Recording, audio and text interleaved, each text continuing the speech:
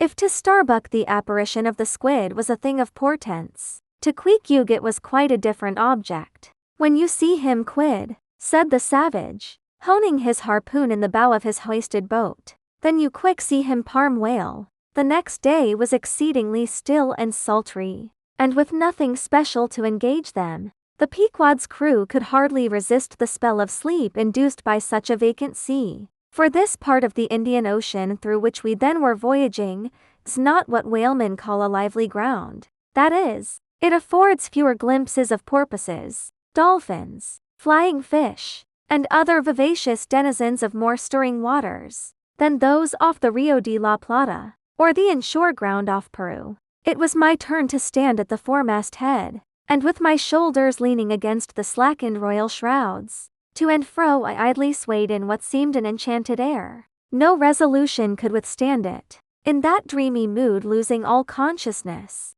at last my soul went out of my body, though my body still continued to sway as a pendulum will, long after the power which first moved it is withdrawn. Ere forgetfulness altogether came over me, I had noticed that the seamen at the main and mizzen mastheads were already drowsy, so that at last all three of us lifelessly swung from the spars, and for every swing that we made there was a nod from below from the slumbering helmsman. The waves, too, nodded their indolent crests, and across the wide trance of the sea, east nodded to west, and the sun over all. Suddenly bubbles seemed bursting beneath my closed eyes. Like vices my hands grasped the shrouds. Some invisible, gracious agency preserved me. With a shock I came back to life. And lo, close under our lee, not 40 fathoms off, a gigantic sperm whale lay rolling in the water like the capsized hull of a frigate. His broad, glossy back, of an Ethiopian hue, glistening in the sun's rays like a mirror, but lazily undulating in the trough of the sea, and ever and anon tranquilly spouting his vapory jet. The whale looked like a portly burgher smoking his pipe of a warm afternoon. But that pipe, poor whale, was thy last. As if struck by some enchanter's wand, the sleepy ship and every sleeper in it all at once started into wakefulness, and more than a score of voices from all parts of the vessel, simultaneously with the 3 notes from aloft, shouted forth the accustomed cry, as the great fish slowly and regularly spouted the sparkling brine into the air. "Clear away the boats, luff," cried Ahab, and obeying his own order, he dashed the helm down before the helmsman could handle the spokes. The sudden exclamations of the crew must have alarmed the whale, and ere the boats were down, majestically turning, he swam away to the leeward, but with such a steady tranquility, and making so few ripples as he swam, that thinking after all he might not as yet be alarmed, Ahab gave orders that not an oar should be used, and no man must speak but in whispers. So seated like Ontario Indians on the gunwales of the boats, we swiftly but silently paddled along, the calm not admitting of the noiseless sails being set. Presently, as we thus glided in chase, the monster perpendicularly flitted his tail 40 feet into the air, and then sank out of sight like a tower swallowed up. "There go flukes," was the cry, an announcement immediately followed by Stubbs producing his match and igniting his pipe. For now a respite was granted. After the full interval of his sounding had elapsed, the whale rose again, and being now in advance of the smoker's boat, and much nearer to it than to any of the others, Stubb counted upon the honor of the capture. It was obvious, now, that the whale had at length become aware of his pursuers.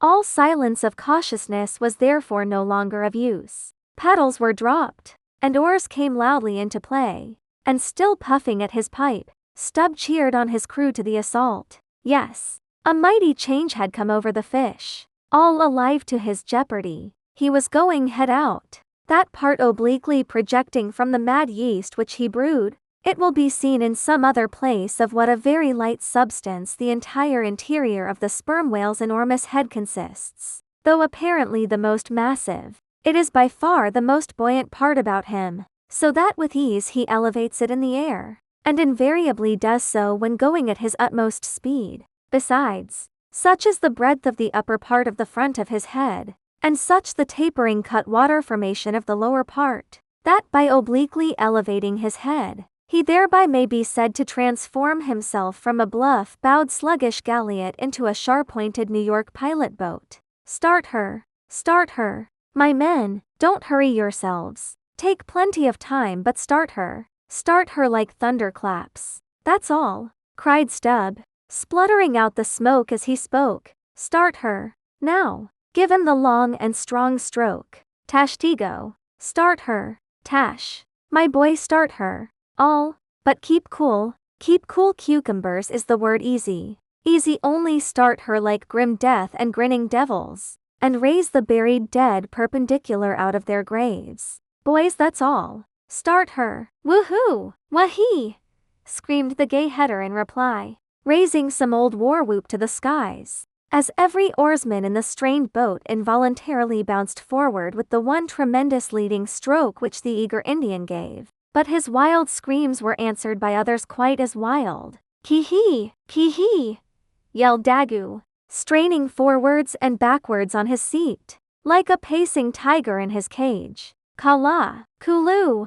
Howled Queequeg, as if smacking his lips over a mouthful of grenadier steak. And thus with oars and yells the keels cut the sea. Meanwhile, Stubb, retaining his place in the van, still encouraged his men to the onset, all the while puffing the smoke from his mouth. Like desperadoes they tugged and they strained, till the welcome cry was heard, stand up, Tashtego, give it to him. The harpoon was hurled, stern all, the oarsmen backed water. The same moment something went hot and hissing along every one of their wrists. It was the magical line. An instant before, Stubb had swiftly caught 2 additional turns with it round the loggerhead, whence, by reason of its increased rapid circlings, a hempen blue smoke now jetted up and mingled with the steady fumes from his pipe. As the line passed round and round the loggerhead, so also, just before reaching that point, it blisteringly passed through and through both of Stubb's hands, from which the hand cloths,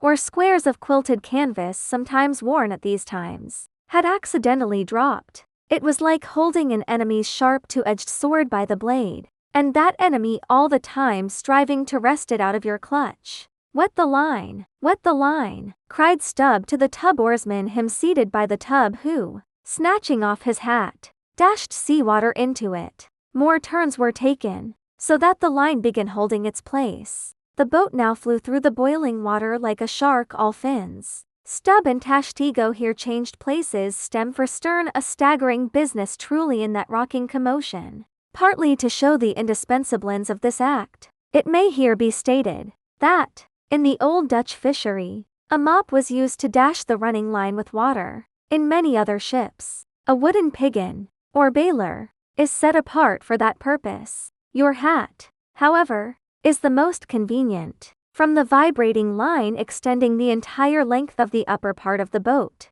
and from its now being more tight than a harpstring. You would have thought the craft had 2 keels, one cleaving the water, the other the air, as the boat churned on through both opposing elements at once. A continual cascade played at the bows, a ceaseless whirling eddy in her wake, and, at the slightest motion from within, even but of a little finger, the vibrating, cracking craft canted over her spasmodic gunwale into the sea. Thus they rushed, each man with might and main clinging to his seat, to prevent being tossed to the foam, and the tall form of Tashtego at the steering oar crouching almost double, in order to bring down his center of gravity. Whole Atlantics and Pacifics seemed passed as they shot on their way, till at length the whale somewhat slackened his flight. Haul in, cried Stubb to the bowsman, and, facing round towards the whale, all hands began pulling the boat up to him, while yet the boat was being towed on, soon ranging up by his flank.